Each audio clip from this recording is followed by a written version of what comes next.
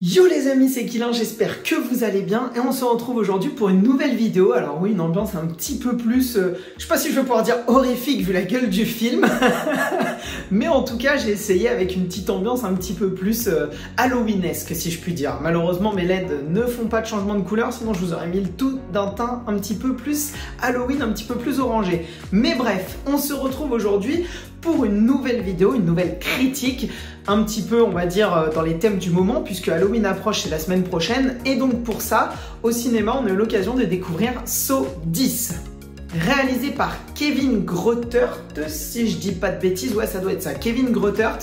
Pour vous expliquer un petit peu l'histoire du bonhomme, on est en fait sur un mec qui a fait quasiment toute sa carrière au niveau de la saga Saw. Il a réalisé, si je dis pas de bêtises, le 6, le 7 et Spiral, le dernier qui était sorti avec Samuel Jackson et Chris Rock.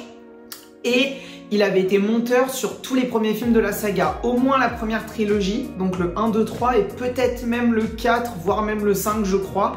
Donc un mec qui est vraiment inclus, vraiment globalement dans la saga Saw 10. Et il vient ici avec un nouveau film dont au niveau du résumé, pour vous l'expliquer très rapidement, c'est un film qui se passe entre le tout premier Saw et Saw 2. Où on va suivre donc de nouveau notre personnage principal de Jigsaw, notre méchant renommé, notre très cher John Kramer, toujours interprété par le même acteur, Tobin Bell, si je dis pas de bêtises de mémoire, et avec également le retour de certains personnages importants. Vous le savez, la bande-annonce vous le spoil, le retour de Amanda Young, toujours avec la même actrice mais qui a pris un plus 15 ans dans la gueule. On a également un autre personnage important de la saga Saw qui arrive durant une scène post-générique, donc surtout restez bien, il y a une petite scène à la fin sur la scène post-générique, mais plutôt dirais-je, ne restez pas puisque je vous déconseille totalement d'aller voir cette énorme merde. Sachez-le, au niveau de cette vidéo, je suis extrêmement énervé. Je vais vous résumer rapidement le film, mais je vais spoiler à balle. Donc surtout, si vous voulez aller le voir, même si vraiment je vous le déconseille, vous allez perdre 1h45 de votre vie, hein. Vraiment. Découvrez-le sur une plateforme en streaming, même en téléchargement illégal, je m'en fous, mais payez pas pour ça. Parce que ce film nous raconte en fait l'histoire que justement notre personnage John Kramer, quelques semaines, mois, on ne sait pas exactement quand, après les événements du premier Saw, va être diagnostiqué de sa fameuse tumeur au cerveau. Et de là, il va entendre parler, il va aller dans une sorte de groupe de personnes qui ont différents cancers dans différentes phases, un groupe de parole, l'équivalent des alcooliques anonymes en gros, mais pour des personnes malades. Et il va rencontrer une personne qui va trouver un traitement et qui va se faire soigner d'un cancer du pancréas par un traitement qui n'est pas du tout légal, qui est fait par une médecine un petit peu cachée, etc. Il a les coordonnées de ce groupe de médecins, il y va, il rencontre 5-6 personnes, une femme qui se fait passer, qui se dit être la servante, il va donc au Mexique, à côté de Mexico d'ailleurs je crois. Il va rencontrer donc la directrice du site qui nous explique que c'est son père qui a créé ce traitement, etc. Une sorte d'aide-soignant, une sorte d'infirmière, une sorte de chirurgien neurologue, enfin voilà, la totale. Et il se fait opérer. Quelques jours plus tard, il veut retourner voir l'un des personnages qu'il a rencontré pour lui offrir un cadeau et le remercier du soin qu'il a eu et du fait qu'il soit sauvé de sa maladie. Sauf qu'il arrive à retrouver les coordonnées de l'endroit où il était. L'endroit est devenu complètement déserté, mort, abandonné, des photos par terre, la salle d'opération dans un état dégueulasse. Et il comprend qu'il s'est fait duper. Ils lui ont piqué son argent, c'était des arnaqueurs et il regarde l'endroit où il est censé avoir la cicatrice derrière son crâne. Il n'a absolument rien, les cheveux n'ont même pas été rasés, il ne lui est rien arrivé, il n'est pas soigné, il a toujours sa tumeur. Et donc le personnage de John Kramer va décider, à l'aide de l'un de ses complices, de kidnapper l'ensemble de ces personnes qui lui ont menti, qui se sont foutues de sa gueule et les mettre dans une petite pièce. Vraiment, on retrouve le côté un petit peu intimiste et minimaliste du tout premier Saw. Donc ils sont tous les quatre, ces 4 personnages dans une pièce et vont subir individuellement des pièges pour pouvoir prouver qu'ils méritent de vivre de nouveau.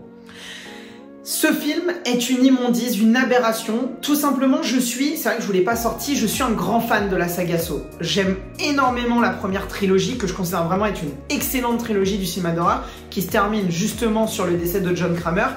Et pour moi, la saga Saw, même s'il y a des films qui sont assez bas, sans être faibles, mais qui sont vraiment juste moyens, pour moi, il y a 2 choses que la saga Saw, et ce jusqu'à Spiral, a toujours été capable de faire.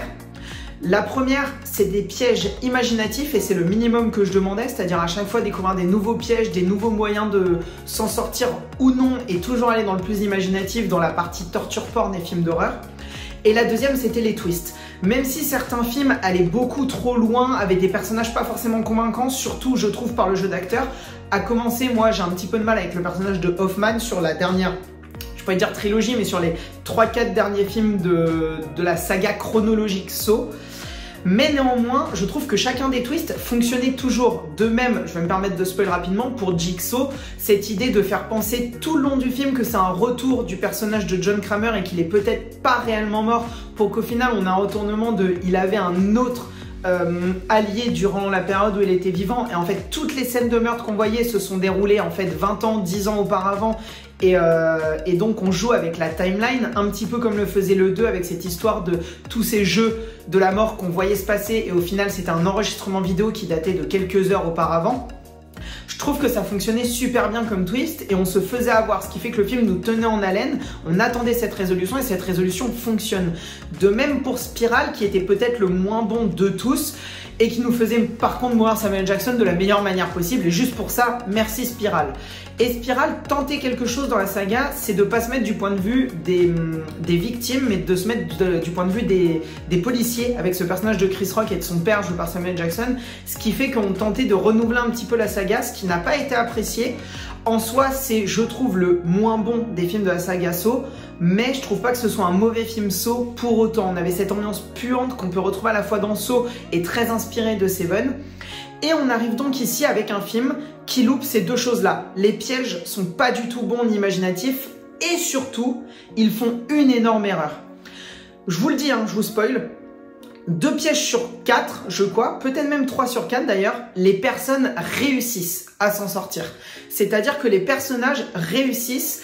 Il y en a une qui doit se couper la jambe et s'enfoncer une sorte de pieu dans la moelle épinière pour remplir un gobelet qui lui déverrouillera le piège et lui empêchera de se faire couper la tête. Il y a un gars qui doit se faire une opération au niveau du crâne, c'est celui qui se faisait passer pour un neurologue, et se retirer des bouts de cervelle pour les mettre dans un bain d'acide, et le mélange des deux, j'ai pas trop compris le système, va permettre de déverrouiller là aussi une clé. Chacun des personnages réussit. C'est-à-dire que les personnages réussissent à se couper leur partie de leur corps. On a cette partie gore jusque-là. Les scènes fonctionnent à peu près bien sur cette partie-là. Sauf qu'à chaque fois, ils perdent autant parce qu'il n'y a pas assez de temps pour la moelle épinière de remplir le pot alors qu'elle a réussi l'entièreté du défi. Et pour l'autre, le bout de cerveau, il faut que ça fonde et ça fond pas assez vite dans l'acide alors qu'il a quand même, je crois qu'il gagne avec genre 25 ou 30 secondes d'avance. C'est l'inverse de ce qu'est le personnage de John Kramer. John Kramer, et c'est là toute l'idéologie qui fonctionne avec les personnages d'Amanda et de Hoffman sur les restes des films, c'est que eux, surtout pour Hoffman, va se venger et prendre des personnes spécifiques qui ont un lien avec lui, et Amanda va être un petit peu sur l'entre-deux où elle refuse de laisser les gens s'en sortir, ce qui fait que ça va lui coûter la vie à un moment dans la saga. John Kramer considère que chacun des personnages qu'il va capturer a le droit de s'en sortir. Et tous ces jeux-là, les personnages s'en sortent. Ils réussissent les jeux, mais ils perdent autant parce que « Ah, ça n'a pas mis assez de temps à se remplir. Ah, ça n'a pas mis assez de temps à fondre. » Jamais ça n'arriverait dans cette saga. Et pour dire à quel point ils ont loupé le personnage de John Kramer et ce film Saw, c'est le premier film de la saga où l'on voit un piège imaginé dans la tête de John Kramer, visuellement, et qui n'existe pas dans la timeline du film. Tout au début du film, le personnage de John Kramer, quand il est à l'hôpital, va tomber nez à nez avec un personnage asiatique, un aide-soignant, qui va voler des bijoux et une montre dans une chambre de quelqu'un qu'on connaît pas du tout, mais qui est extrêmement blessé. Et qui est dans un état de coma, on suppose. Et là, on a une scène, ça coupe au moment où il vole, et on a une scène où on le voit, c'est l'affiche du film avec ces gros tubes qui lui sortent des yeux. Je vous spoil, le mec loupe son défi, il se fait arracher les yeux, il meurt. Et là, on se dit, ok, là, on rentre enfin dans la saga Saw. C'est une vengeance, on comprend pas trop. Enfin, là, on se dit, on est sur le personnage de John Kramer. Il capture quelqu'un qui a fait une mauvaise chose, il lui donne l'occasion de se racheter en lui volant les yeux de l'avarice. Donc, il y a quelque chose qui fonctionne avec la saga. Et là, cut, on revient sur la scène de l'hôpital. On voit que le personnage, que l'aide-soignant voit John Kramer qui l'a vu voler les choses. Il remet les choses dans le tiroir, il part et John Kramer lui dit « T'as bien fait de faire ça ». Ou « T'as bien fait de pas le faire plutôt ». Et là, on se dit « Waouh ». vous avez tellement pas d'idée de piège et vous avez tellement pas d'idée du film que vous êtes en train de faire que pour créer du rythme et créer du gore, vous êtes obligé de faire semblant, enfin de montrer une scène qui n'existe pas. La première scène de torture de la saga Saw qui n'a pas réellement lieu. C'est pour moi un aveu total d'échec de faire cette scène-là.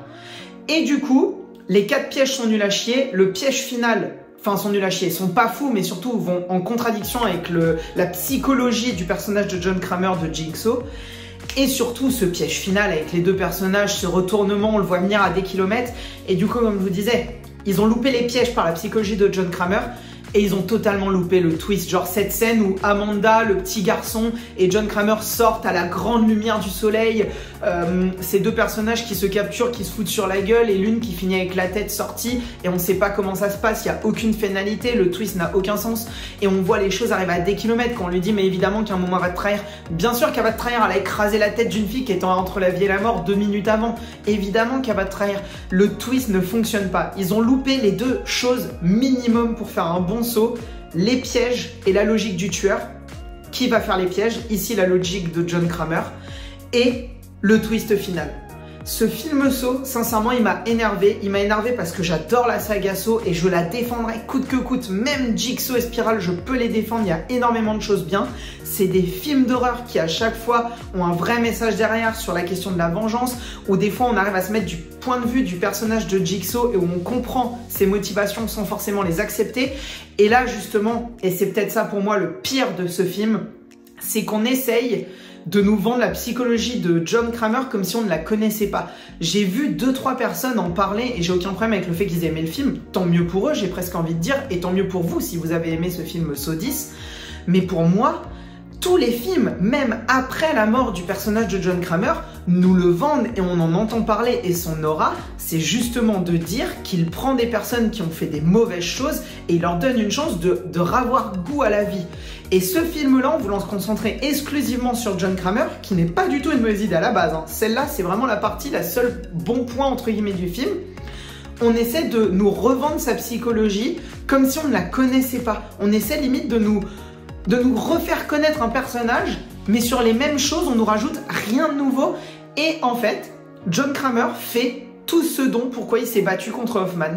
Il capture des personnes qui lui en ont voulu à lui spécifiquement, donc faire une pure vengeance, alors que c'était l'inverse de John Kramer, ou en tout cas pas de cette manière-là et pas aussi directe, pas en montrant son visage, pas en les faisant se confronter dans la même pièce les uns aux autres. Et surtout, il leur a toujours donné une chance. Ces gens-là n'avaient aucune chance, à moins de se couper la moelle épinière, en gros, en 45 secondes. C'est une merde. J'ai pas plus à dire, je suis extrêmement déçu de ce Saw 10. Je suis extrêmement déçu de ce film parce que j'y attendais beaucoup. On va se parler de cette scène de fin, faire revenir Hoffman. C'est vraiment juste du fan service. Quand est-ce qu'ils comprendront que la saga Saw n'a pas forcément besoin de ces personnages-là, surtout de chez John Kramer, puisque son aura fonctionne pour aller plus loin. Il suffisait juste d'avoir un film inventif au niveau des pièges. J'ai imaginé une chose à la fin, je me suis dit, ils vont peut-être se rattraper sur une chose, que le twist final ait lieu avec le personnage mexicain, où il fait un piège en face à face et que le gars s'en sort avec les mains coupées avec un cutter. Mais sinon, on va avoir un twist où c'est ce 3e personnage qui va apparaître. Pas du tout, le mec qui se sauve au début, on n'en entend plus jamais parler. Bah oui, on en entendra parler dans les suites, évidemment. Et là, à la fin, ce fanservice de retourner dans cette pièce, dans cette vieille salle de bain abandonnée comme dans le premier film, le mec accroché, le dernier qu'on n'avait pas encore vu du film, ce mec de la salle... De ce rendez-vous de personnes qui sont atteintes du cancer, qui s'est aussi foutu de sa gueule pour lui piquer de l'argent, qui est capturé, et là dans son dos qui apparaît Hoffman. C'est mal fait, c'est pas un bon film Saw, c'est pas un bon film tout court, c'est même pas un bon film d'horreur. On va prendre un minimum du plaisir parce que la moitié des scènes sont mal rythmées sur les scènes de gore. Et on n'a pas cette satisfaction à la fin de soit il s'est fait avoir et qu'est-ce qui va se passer. On a cette frustration de se dire mais il a réussi et il s'en sort pas. Mais c'est quoi ce foutage de gueule? Bref, Saw 10, il n'y a rien à y retenir. N'allez pas le voir parce que je suis persuadée qu'il y a bien d'autres bons films d'horreur qui vont sortir pour cette période d'Halloween. Et sinon, faites-en vous chez vous. Je sais qu'il y a la plateforme française Shadows qui propose énormément en termes de contenu d'horreur. N'hésitez pas à vous y abonner. J'ai aucun sponsor, publicité avec eux. C'est juste une excellente plateforme française qui mérite d'être mise en avant et vous perdrez beaucoup moins de temps à dépenser 10 balles ce mois-ci sur Shadows. Je crois même que l'abonnement est à moins de 10 balles si je dis pas de bêtises. Mais bref, une dizaine de balles sur Shadows à pouvoir regarder 2, 3, 4, 5 films d'horreur sur cette semaine d'Halloween plutôt que de payer 20 balles à aller voir Saw 10 qui sincèrement ne vaut rien. J'espère en tout cas les amis que cette vidéo vous aura plu. Dites-moi vous ce que vous avez pensé de Saw 10 et même plus globalement ça peut être intéressant de ce que vous pensez de la saga Saw et pourquoi pas ça pourrait vous intéresser un jour qu'on en fasse une vidéo, soit mes films Saw préférés, pourquoi j'aime cette saga, le top 10 des meilleurs pièges, ce genre de choses, ou mon classement des twists, pourquoi pas aussi puisque la saga Saw fonctionne là-dessus. Ce que je pense de chacun des 3 méchants plus en détail et sur leur psychologie et pourquoi ça fonctionne sur la saga. Enfin bon, plein de sujets qui peuvent être intéressants en vidéo. Dites-moi dans les commentaires si ça vous intéresse, mettez un petit pouce bleu si la vidéo vous a plu les amis, c'est comme ça que ça permet d'être référencé et c'est comme ça que je vois que les vidéos vous plaisent. Et en attendant, prenez soin de vous, allez voir des films d'horreur, surtout en ce moment, pour vous faire un petit peu peur ou découvrir des belles pépites, parce qu'il n'y a pas que des mauvais films dans le cinéma d'horreur, ça je peux vous l'assurer. Et en attendant, n'oubliez pas, regarder des films c'est bien, mais les comprendre c'est mieux. Ciao ciao les amis.